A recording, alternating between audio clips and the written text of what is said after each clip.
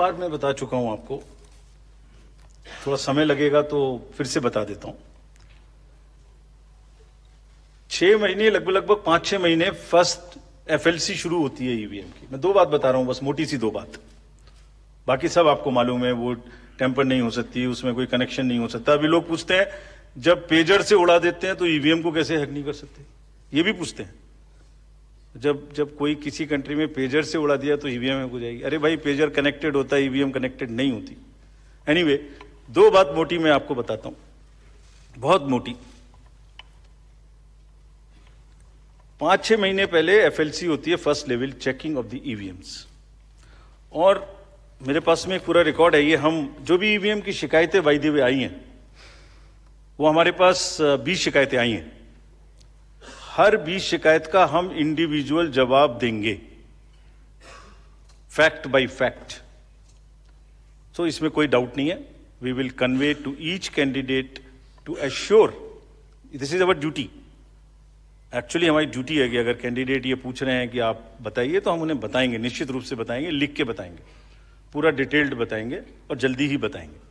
तो I am not going to individual cases, और उन सबको पब्लिश भी कर देंगे ताकि आप सबको भी पता लग जाए। But first level checking, randomisation, second randomisation, storage में रखना, स्टोरेज से बाहर निकालना, कमीशनिंग करना, कमीशनिंग के बाद वापिस स्टोरेज में रखना, फिर उसको पोलिंग डिस्पर्सल के दिन ले जाना, फिर उसको बूथ पे पहुंचाना, बूथ पे पूरा दिन वोटिंग कराना, फिर सील करना, फिर वापस स्टोरेज में रखना, फिर काउंटिंग के दिन निकालना, फिर पूरे दिन दिखाना। इसमें हर समय पर पॉलिटिकल पार्टी या उस कैंडिडेट या उसका एजेंट मौजूद रहते हैं। जब मशीन में कमीशनिंग होती है उस दिन उसमें बैटरी डाली जाती है। पहले आया था, पहले और बहुत सारी चीजें आई थी कि वो हैक हो सकती है, उसका वोट इधर डाला तो इधर जा सकता है, कुछ हो सकता है। ये पहली बार आया। अब हम ये भी सोच रहे हैं कि इससे अगला क्या आएगा, हम नहीं समझ पा रहे इससे अगला क्या आएगा, बट लगता है अगला भी कुछ आएगा, रुकेगा नहीं। मतलब कितनी बार। एनीवे, कमीशनिंग बहुत जरूरी है समझना। वोटिंग से करीब 5 या 6 दिन पहले कमीशनिंग होती है। 5-6 दिन पहले उस दिन मशीन में सिंबल पड़ते हैं। तो अब मशीन में अभी तक नई बैटरी उस दिन एक डाली जाती है, और सील करके उस बैटरी पे भी कैंडिडेट के एजेंट्स के दस्तखत होते हैं। छोड़िए, मशीन पे तो होंगे ही होंगे, हमें भी नहीं पता, हमने भी पता नहीं कब बनाया था ये नियम, हमारे काम आ रहा है अभी कि वो बैटरी पर भी एजेंट के दस्तखत हो। और अब कमीशनिंग के बाद, क्योंकि 5 ही दिन बचे हैं और इसमें सिंबल लोड हो चुके हैं, ये उनके सामने में स्ट्रांग रूम में जाएगी, डबल लॉक लगेगा, 3 लेयर की सिक्योरिटी रहेगी, 3 लेयर की, जिसमें सीएपीएफ भी शामिल होगी, मस्ट है। ऑब्जर्वर होंगे। उसके बाद जब वो पोलिंग के डिस्ट्रीब्यूशन के दिन निकलेंगी, उस दिन फिर यही प्रोसेस होगा।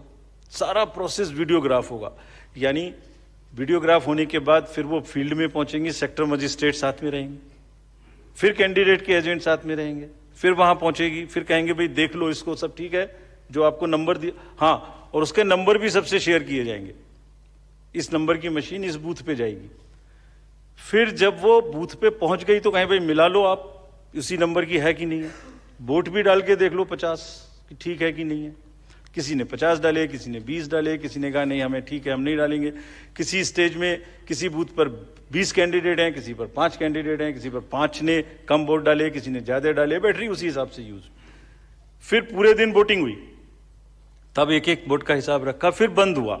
बंद होने के समय में एंड ऑफ क्लोज ऑफ पोल में फिर से दस्तखत कराए, फिर से हिसाब लगाया कितने वोट पड़े, फिर से फॉर्म 17C दिया। उसको कितना दिखाएंगे, कौन दिखाता है इतना, बताइए। कोई एक प्रोसेस कंपैरेटिव बताइए पूरी कंट्री में जहां पब्लिक डिस्क्लोजर, पार्टिसिपेशन इतना अधिक हो, कोई ये बताइए प्रोसेस। उसके बाद में बंद करने के बाद में उसको स्ट्रांग रूम में बंद किया, फिर काउंटिंग के समय निकाला तो एक बैरिकेटिंग लगाई, उस बैरिकेटिंग के बीच में से जाएंगे, इधर उधर से नहीं जाएंगे ताकि कोई मिक्सअप ना हो। अच्छा, मिक्सअप कैसे होगा, वो नंबर हमने आपको दिया हुआ है।